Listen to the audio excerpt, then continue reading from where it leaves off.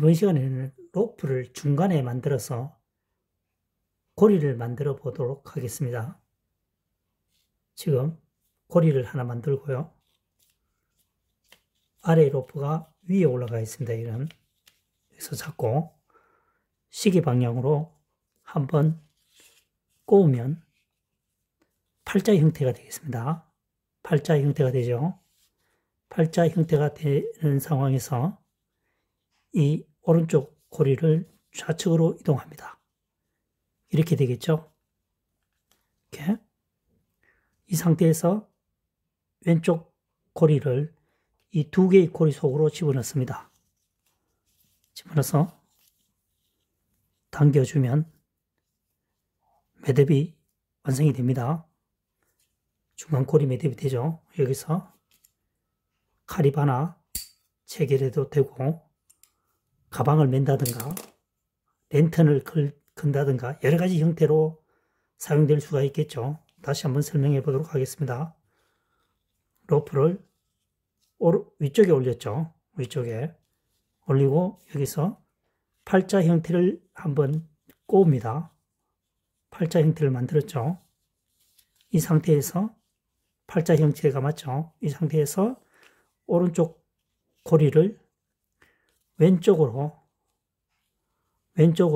완전히 넘깁니다. 이렇게 되는 거죠. 고리가 지금 3개 나와 있습니다. 3개 나와 있습니다. 그래서 좌측에 이 고리를 잡고 2개의 고리 속으로 집어넣어주면 이렇게 매듭이 완성이 되는 거죠.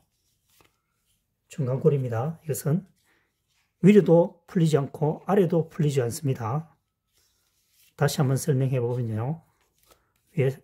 위쪽으로 올라갔죠. 로프, 아래 로프가 위쪽으로 올라갑니다.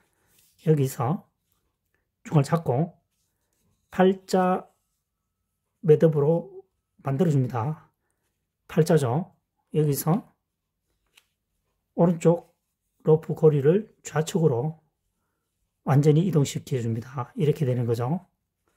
여기서 이 좌측의 고리를 2개의 고리 속으로 당겨줍니다.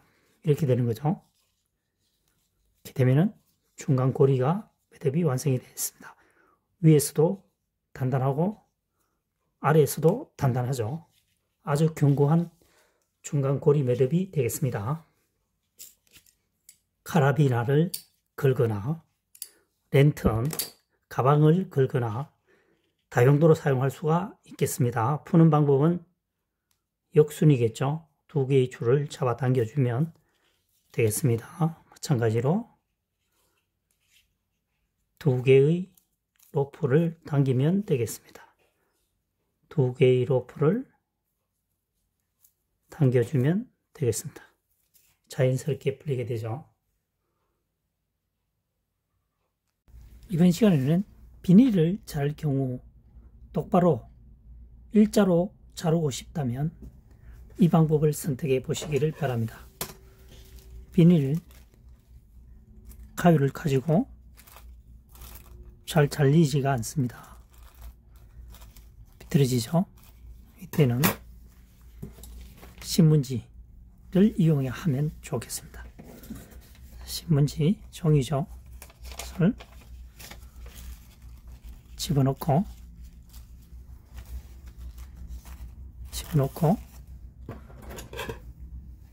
잘라 보겠습니다.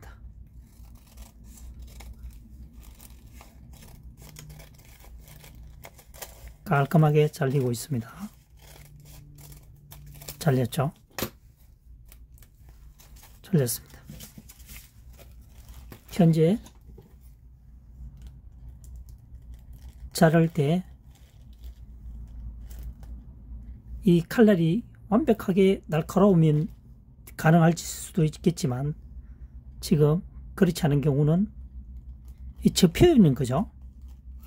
접혀서 안 자르는 겁니다. 접혀서. 네?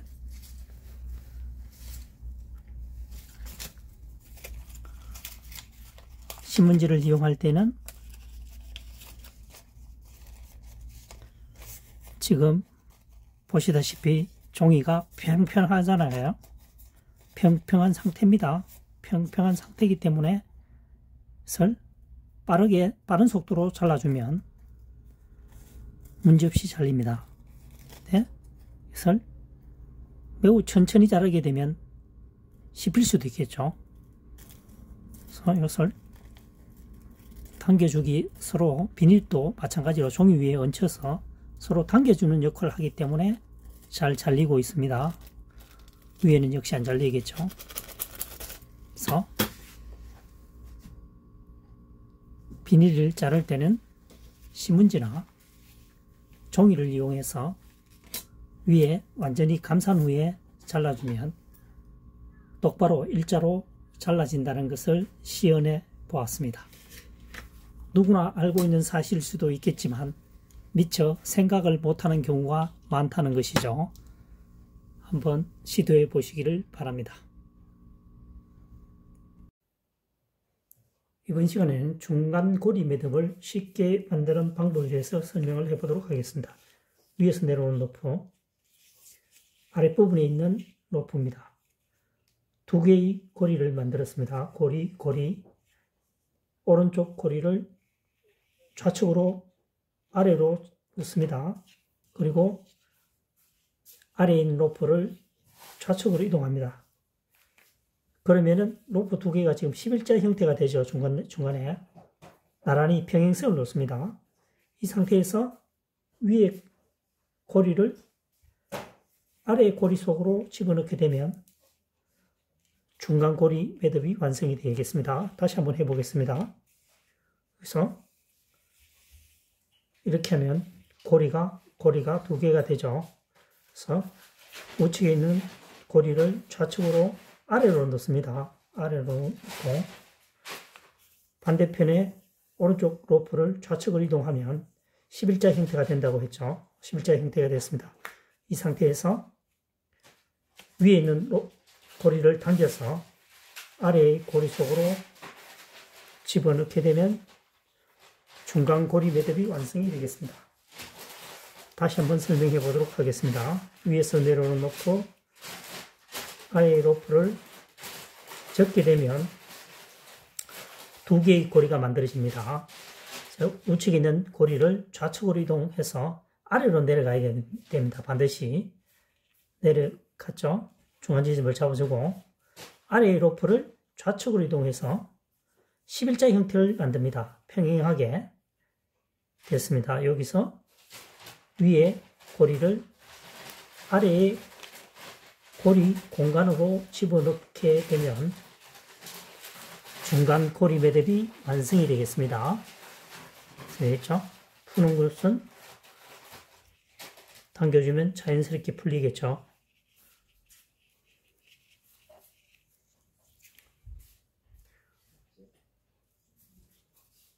중간고리 매듭을 쉽게 매듭 짓는 방법에 대해서 설명을 해보았습니다.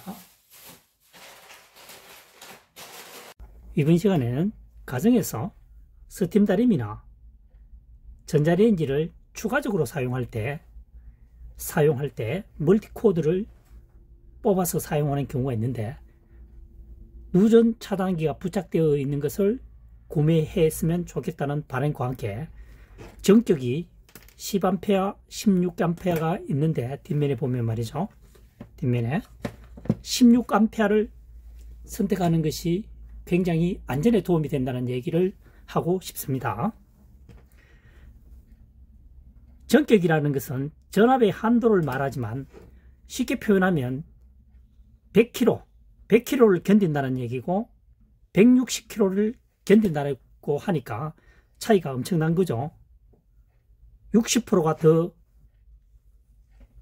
전압이 강하다는 거죠. 그래서 16A 사용된 것을 선택하시고 그 다음 누전 차단기가 있는 것을 구매하시면 좋겠다는 얘기죠. 안전에 도움을 주기 위해서 말이죠. 그래서 보면 꺼짐 차단인데 얼핏 생각하면 차단기라고 오해할 수도 있습니다. 차단기는 두꺼비집 아시죠? 두꺼비집에 보면 딸깍딸깍 소리 내면서 가운데 딱 포진해 있는 거죠. 내리면은 공간이 많이 필요하니까 공간이 텅 비어 있습니다. 그것이 누전 차단기입니다. 누전 차단기의 역할은 과부하,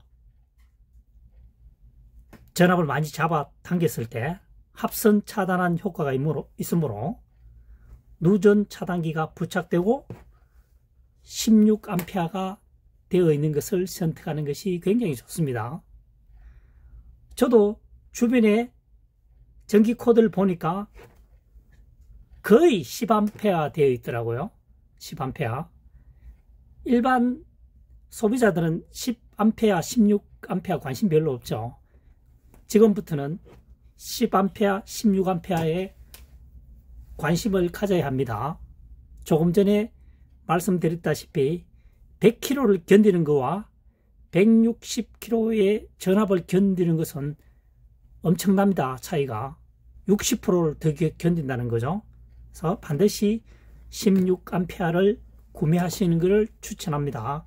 그리고 누전 차단기가 부착되어 있는 것도요.